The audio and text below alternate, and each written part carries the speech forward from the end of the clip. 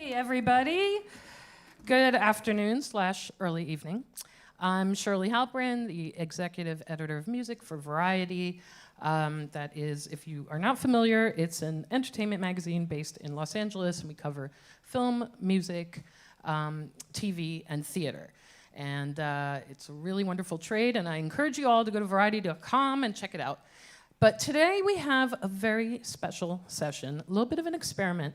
We're going to do a live songwriting session that is beamed out via Facebook Live, and you're really gonna see how the magic happens. We have with us Mark Hoppus from Blink-182. Let's help me welcome him.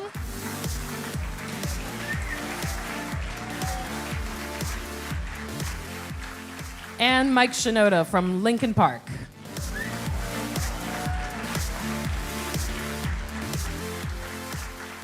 And I would be remiss if I didn't mention that they both have excellent new records. One came out in 2016, Blink-182's California, and Linkin Park's One More Light, which is the #1 album in the US this week. So congratulations, you guys. Thank you. So we're gonna start this off by just asking a question and launching you guys. Okay. And the question I think most people always wonder is, what comes first when you write a song? Is it the music? Is it the lyrics? Is it a track? So how are you approaching this today? We were talking about this earlier, and I think for both of us, and Mark, I want Mark to answer for himself, but for me, when we first started, we were doing it almost like a hip hop production team. We would do the track first, and then we would basically lay vocals over top of a semi-finished track.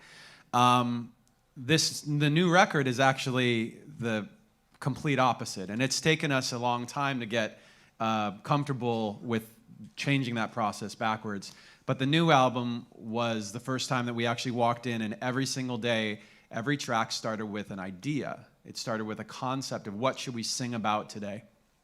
So that for us was that was a game changer, and it made the process of the new record a lot of fun. And every time we go into an album, we want it to be, fun and different and exciting. Well, I think we're gonna let the audience maybe throw out some topics Sure. for these guys to write about. Unless, Mark, do you want to add anything to the process? I don't want to add anything at all, no. Okay, all right, there you go. So anyone, scream out. What kind of song would you like to hear? What should it be about? Sex. Happiness? Happiness and We sex. have sex. I heard sex and happiness. Okay. Should we have it Donald be? Trump? Should we have it be? A Trump Should we hate write? song? We should write all these. It's Trump, sex, happiness. Happiness. Not in that order. I think the only person who's ever successfully written a song about being happy is Pharrell. That's true, and a good one at that. Any other ideas? Bill Cosby? Okay, clearly people reading the news today. Oh my God. I think we'll go with sex. Okay, sex it is. You cool with that? We can do that. Okay. We can do that. So for today, I think one thing that should be said. Mark and I have not, although we've been playing shows on festivals, and we're gonna be playing some more shows together. We've got 2 co-headlining shows in the U.S. We haven't actually done this. We haven't done this before. We've never worked together before. This could end terribly for everybody involved. But that's actually a good point because, sometimes when people collaborate, you walk into a room and it's like, hi, nice to meet you, take your clothes off. Tell me Yes. everything about you. So here it is. Here's 2 people who need to find some way to come together, Yeah. So to speak. come together. Is that the name of the song? I think that song's been written. I didn't mean to do that. But we were. Do you think we can do it in C? We think we can do that? Sure, do it in C. Because the only thing we came, the only thing we kind of came up with earlier.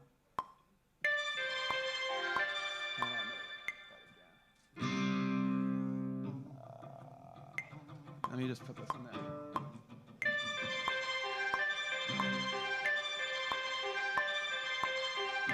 So a lot of times what I might start with is just something to kind of set a vibe and set a tone. And this little arpeggio is something we can kind of just create underneath.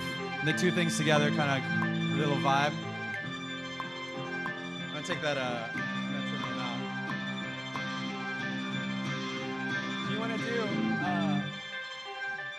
start with some vocal scat stuff over that, okay? We were talking about the way that you kind of try and write music and lyrics kind of at the same time. So I'm gonna just write the first thing that comes to head.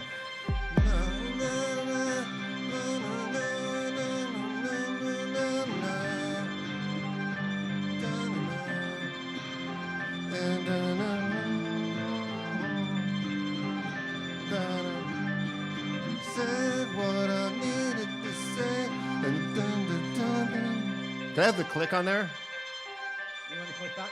Yeah. You know what I'll do? I'll put some live drum type of things in it. Do that.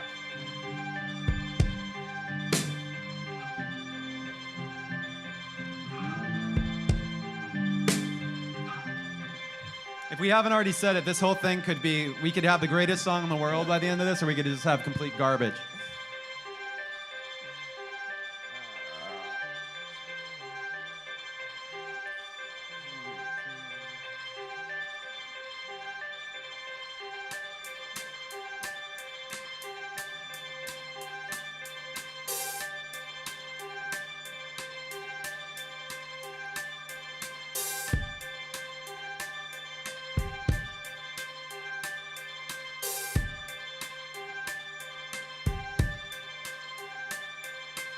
There's your metronome, Mark. Mike, can you tell us what software you're running? Right now I'm using Machine by Native Instruments, but I might write in Pro Tools, I might write in Ableton, I might write in Machine, I might just write using piano. Sometimes that's sometimes the best way to do it for me. But for this I thought the combination of the elements would be unique, something we haven't done before, we haven't heard. What else? Da na na na na na na. Da na na na na na. Da na na na na na. Da na na na na na na. Da na na na na na na na. Something like that. Okay. Do it again, one more time. Sit at the back of the wall, in the back of a bar. Another drink, another night, another time I left alone. Da na na na na na na na.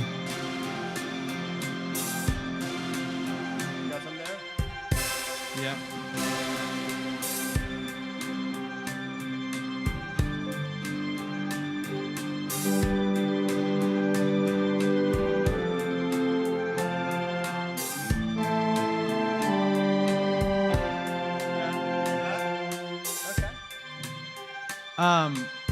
Sometimes one thing that we'll do when we're trying to come up with an idea, let me just stop this for a second. We'll have a little break, let Mark write some words, and also give your ears a break. One thing that we'll do sometimes when we're writing something is leave the track. That's something that for me, early on, like I said, that we always built the track first.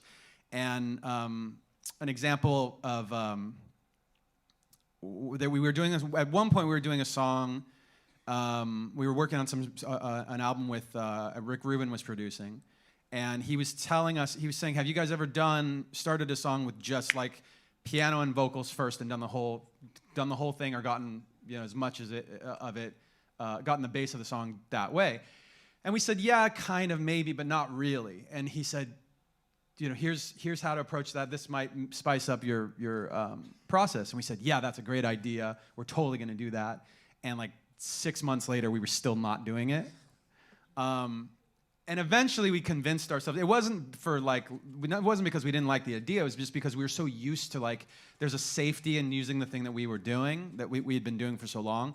And then at a certain point, we started integrating it more and more. And we were actually at one point doing a song and Rick wasn't working on a song with us. It was a song called New Divide, and ended up being in the the second Transformers movie. And we knew something was broken about the song. It felt too long. The chord progression got boring. The chorus chord progression in particular got boring. And I took it to piano and realized as I was doing that, once I stripped away all the production and it just became about the vocal and the chords, everything became clear about what was wrong with the song. So I think we ended up speeding it up a little bit. We cut the second chorus in half and made it half as long, and it jumped straight into the bridge, which was a surprise and perked up your ear. And we actually removed a couple of chords from the chorus progression. So it didn't just go 1, 2, 3, 4, 1, 2, 3, 4. It went 1, sustain, 3, 4, 1, 2, 3, 4, and I think it repeated that. And then the second time around, it like dropped out the chorus. So the bottom line was, the lesson there for us was to take the song out of the box and just sit with an instrument and play it, and we could figure out what was going on with it. Mark, was our progression was da na na. It's C, G, F, and then A, G, F. Yep. That's what I just came up with. And to reinforce what he just said, I think that for us in our band, I find that the best songs that I write are the songs that I start on acoustic guitar. Because with an electric guitar, you can make anything sound rad. But if you start on an acoustic guitar and it's just acoustic guitar and vocal, I think that it really, if it works there, it's going to work in the electric realm as well. You know, something else at this point in the process too. One thing that we do that I think you guys do as well is what we call a scat vocal. So, and I heard you doing it a minute ago. It basically ends up being za na na ba na na na na na na za na na na na na. Oh, we go down da na.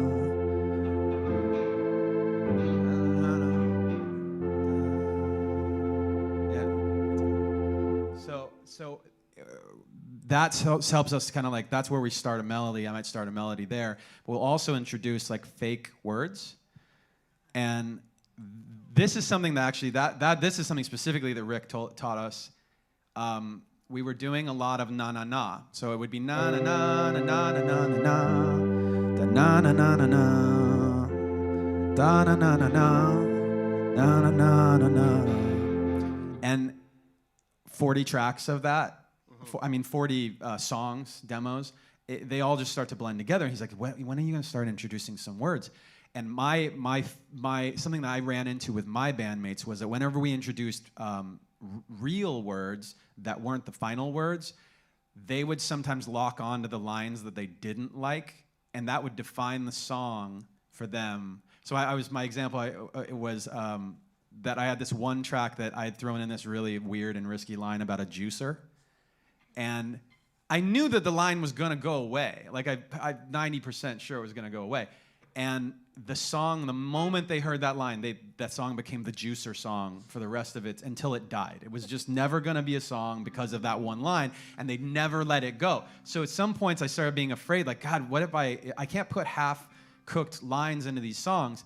And that's when the suggestion came up to start doing the fake words. So it'd be like,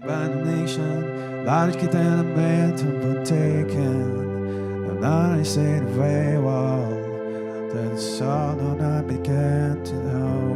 Right, so The summer you began to love? That's a good one. Yeah. So as we do this, if you go, my challenge to you guys is so what I would do, what we usually do is do this type of thing, and then record it into record multiple passes, like maybe loop apart, record multiple passes of it, and then go back and listen to them. So 20 takes of the verse. Listen to them and all the fake words, and just start writing down anything you hear that's like sounds like a real thing. That sounds like a pretty smart way to do it, actually. Rick's smart, and we just did what Rick said to do. You want to go back to the track? You want to play it on that? Play it on that. This is what I got. Stare at the back of the wall, love in the back of a bar. Another drink, another day, another thing we'll never say. The summer we began to love. That's what I have so far. Okay, you were playing at 120 BPM. Everything I play is at 120, but you can do whatever you want. Mike, can I ask you a question? Is a bridge an antiquated concept at this point? No. All right, tell me why not. I think that in dance music and pop music, a lot of times the bridge is lost, but I think that, at least for my band, the bridge is something where you can take the song to a totally different place. And I had huge arguments with our producer about this, because I hate writing bridges, but when they come together well, I think they're one of the best parts of the song. I think the bridge is one of the hardest parts to write because you spend all this time getting the verse and the chorus right, and then you hit this spot. And usually for me, when I'm listening to songs by other artists, bridges are the place where the song falls apart. And a lot of times the thing, like you can tell when there's a cop out, and like a bridge is a cop out. A bridge like, is a cop out if it's modulated. If it's just something it's modulated, they just go up like a step. Well, it's supposed to contrast. I mean, that's kind of the theory. I'll tell you, like, if you wanna like just try an easy solution. If your song has a pre-chorus, let's say your song has 2 parts. You got a verse progression and a pre-chorus progression. Those are the 2 different things. And then the chorus progression is the verse progression. Let's say that's your song. So you got basically A, B, A. And then it repeats again, A, B, A. You hit the bridge, which of the 2 things should you use? The pre-chorus.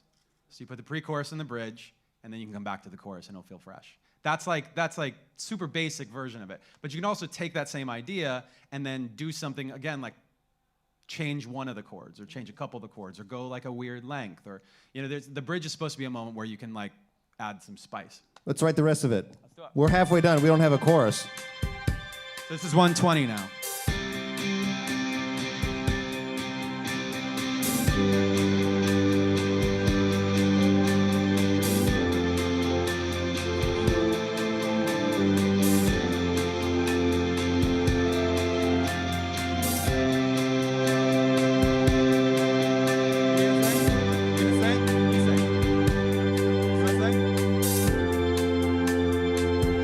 You want me to sing? You should. Okay. Stand at the back of the wall, lay at the back of a bar. Another drink, another day, another thing we'll never say. The summer we began to love. Left at the center of the day, left you bleeding away. Left the things that burn and never put it as a. The summer we began to love. Now there I think we go to a chorus, yeah? Let me actually just put this bass line in real quick. Cool.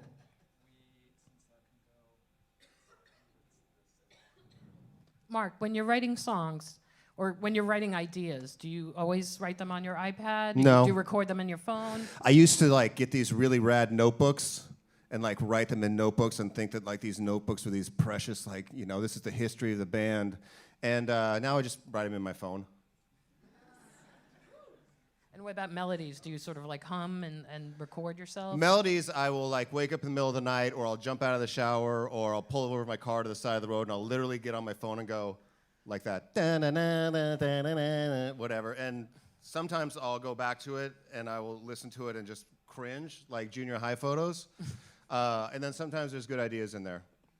So I just put every idea down, not even thinking if it's good or not, and then going back later. It's basically like write drunk, edit sober. Okay. Yes, I endorse that. I'm just gonna put the bass line in real quick. I feel like I should suggest a word because, change a word, get a third, right? Right. And that's something that I'll do That too. works.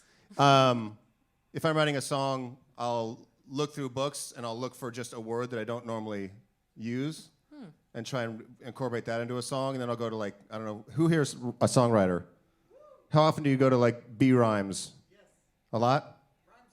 Rhyme Zone. It's all right. Oh, take it easy. I like that. Do you use that at all? I use Rhyme Zone. Okay, all right. You'll get there. Keep your chin up. What's the other rhyme one? What's B rhymes. what is it? Rhymer. There's another one. And sometimes There's it'll a just be. cottage industry in that. There is. Yeah. Yes. You gonna put the bass down? Yeah. I gotta get through a whole loop of it.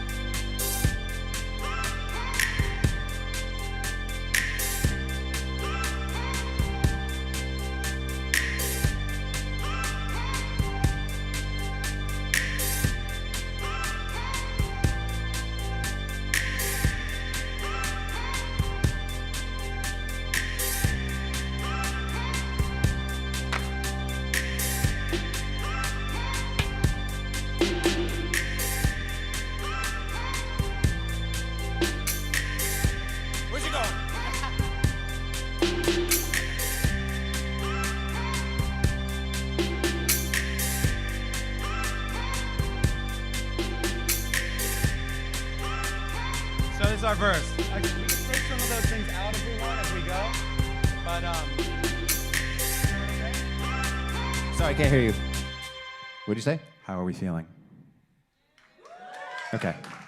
Should we do you want to do a chorus? Yeah, we need to do a chorus. I want words that you think of when you think of love or sex or intimacy. Synchronicity. There's a band that's used that before. Roses? Pregnancy.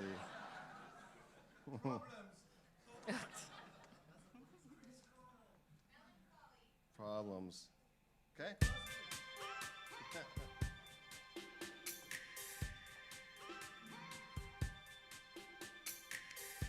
It's interesting because that little addition that you made, Mike, just turned the vibe of the song into something more emotive, more sort of,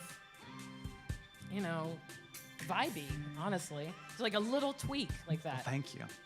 Good work. That's part of my job. Chester brings me demos, like you said, like demos on his phone. He'll just email me. He'll sing them in his car, and he'll email me a demo. And sometimes it's literally just a vocal, and he doesn't give any indication of what the chords are supposed to be.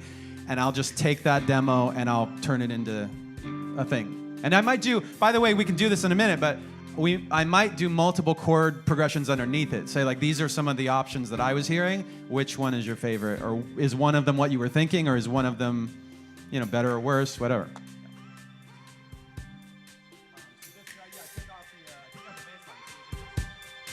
Okay, let's make like a big, airy, open chorus. Like. Yeah.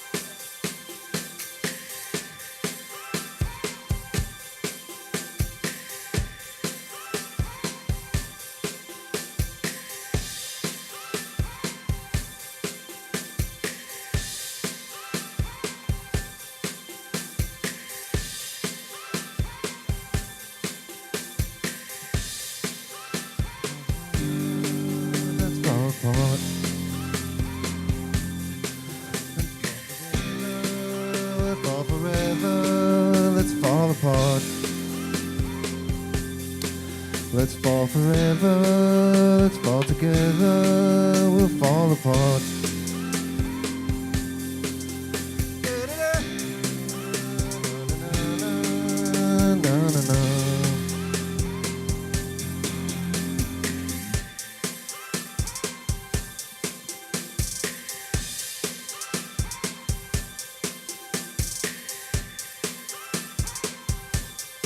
You have a new chord progression? Yeah, I got a new chord progression. It's basically CDF.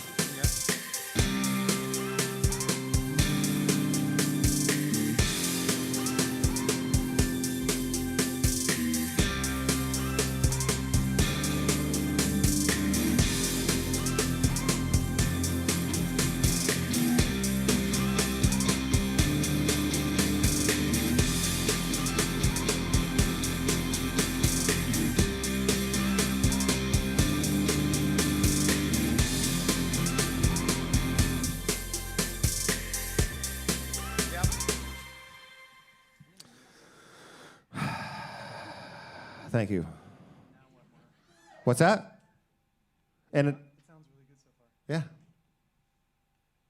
So for in a day for us, I think 30 minutes. Do we have 30 minutes here? We have 2 minutes and 42 seconds left. So this is like for me. I think we sped through this pretty fast. Like I'd probably take more time with it. You would take more time than this normally? You're kidding. We can. By the way, just since we are short on time, I just wanted to show in terms of the. Let me get this way here.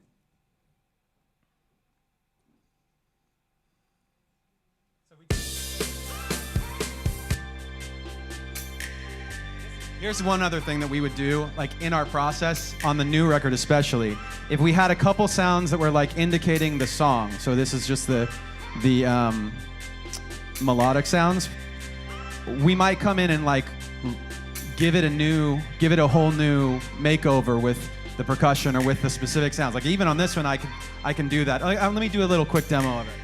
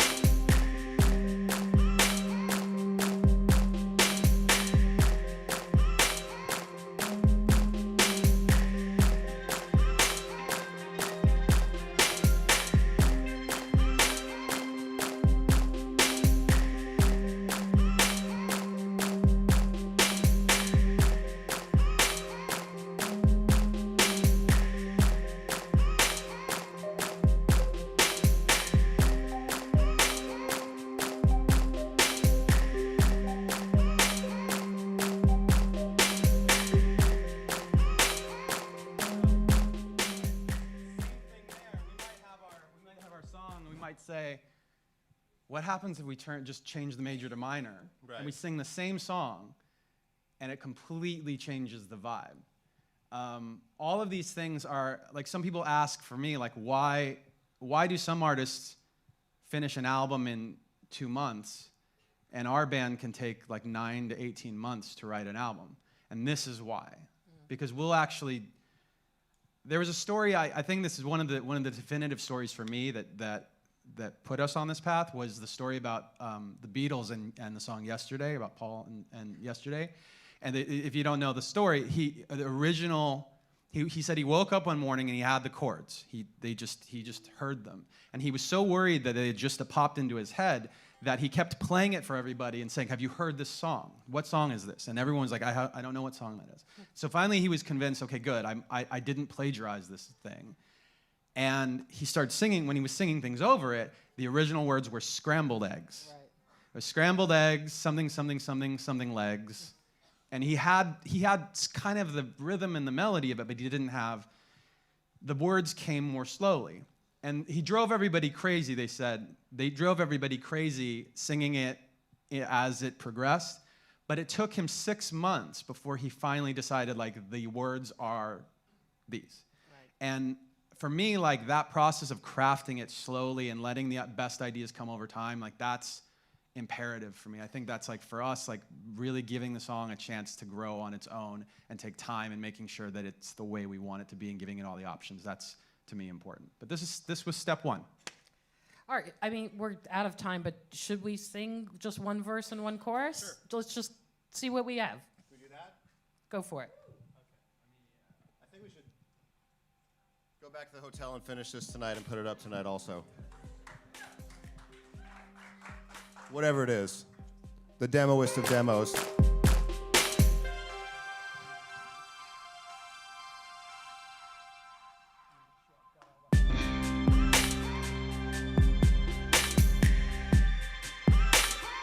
this without the bass line?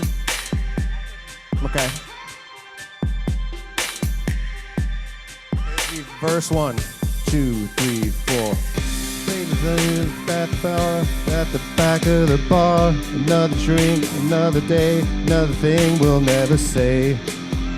Another time we fell in love.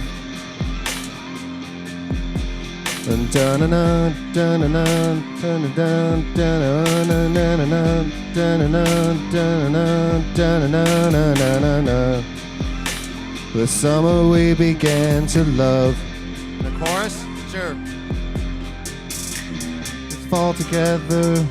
Let's fall alone. Let's fall alone. Let's fall together. Let's fall forever. Let's fall apart.